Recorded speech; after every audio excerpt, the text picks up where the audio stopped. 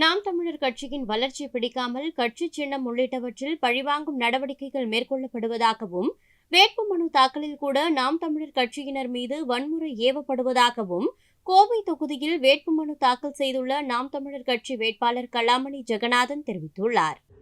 அப்படியெல்லாம் எதுவும் இல்லைங்கன்னா, அதிகாரியே சொன்னாங்க ஊர்வலத்துக்கு அனுமதி இருக்கு, ஆனா எங்களுக்கு அவங்க கொடுக்க மாட்டேங்கிறாங்க. சரி, நீங்க நாளைக்கு அண்ணாமலை அண்ணா வருவார் இல்லைங்களா, அப்ப பாருங்க. அவங்க எங்களை மாதிரி நார்மலா வராங்க, மற்ற கட்சிகள் எல்லாம் எப்படி வராங்க நீங்க பாருங்க. அப்ப அனுமதி இருக்கா இல்லையான்னு உங்களுக்கே தெரிஞ்சிடும். அதே கேள்வி அவங்க கிட்டே கேளுங்க. நீங்க எத்தனை வண்டியில வாகனத்துல வந்தீங்க, எங்க இருந்து ஊர்வலமா வந்தீங்கன்னு அண்ணாமலை அண்ணா கிட்டே கேளுங்க. பிஜேபி ஒரு அதிமுக யாரு வந்தாலும் அதை எதுவுமே கண்டுக்கிறது இல்லைங்க. அதே நாங்க வந்தா மட்டும் அப்படி கேக்குறீங்க, அப்படி அனுமதி இல்லைங்க. நாங்க எல்லாம் முறைப்படிதாங்க செய்யறோம். நாங்க எலக்ட்ரல் பாண்டை பத்தி ஏன் யாருமே கேட்க மாட்டேங்கிறீங்க?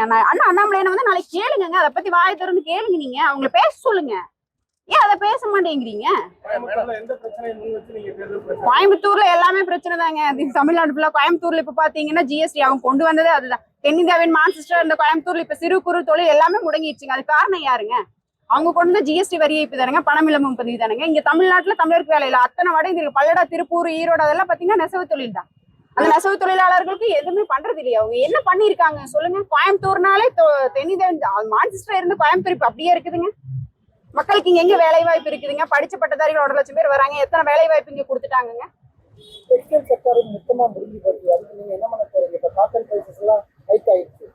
அதை நாங்க வந்ததுக்கு அப்புறம் பண்ணுவோங்க. அதுக்கு எல்லாரும் முயற்சி எல்லாம் பண்ணுவோங்க. நாங்க எதுவுமே பண்ணாம இல்லைங்க. நாங்க எதுக்காக நாங்க மக்களுக்கு என்ன பிரச்சனையோ அதை தீர்க்கதாங்க நாங்க வரோம். அதிகாரம் எங்களுக்கு வரணும் இல்லைங்களா? வந்தாதாங்க அதுக்கு என்ன நடவடிக்கை எடுக்கும் அதை எடுக்க முடியும்.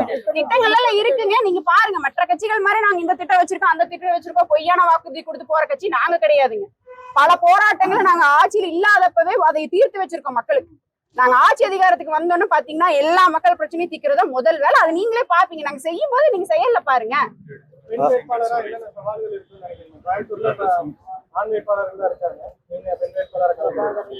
பிரபாகரன் பிள்ளைகள்ங்க. நாங்க எனக்கு எந்த பயம் கிடையாதுங்க. ஆணுக்கு பெண் சமம்ங்கிறது எங்க கொள்கை. ஆணும் பெண்ணும் சமம். 40 தொகுதிகளில் 20 பெண் வேட்பாளர்கள், 20 ஆண் வேட்பாளர்கள். எல்லா தொகுதியிலும் பாத்தீங்கன்னா ஆண்கள் அதிகமா இருக்காங்க. ஒரு 4 ஆண்கள் ஒரு பெண்கள், அந்த மாதிரி நிறைய பேர் இருக்காங்க. எங்களுக்கு எந்த பயம் கிடையாது. எங்க உறவுகள் இருக்காங்க, எங்க அண்ணன் செந்தமிழன் சீமான் அவர்கள் இருக்காங்க. எங்களுக்கு என்னங்க பயம்? யாரு வேணாலும் எதிர்த்து நிக்கிட்டுங்க. மக்களுக்கு தெரியும் யாருக்கு இந்த முறை வாக்கு செலுத்துறது அப்படின்னு. எல்லாம் பார்த்துத்தானங்க இருக்காங்க அவங்க. செய்திகளை உள்ளது உள்ளபடி தெரிந்து கொள்ள ரெஃப்ளெக்ட் நியூஸை சப்ஸ்கிரைப் பண்ணுங்க.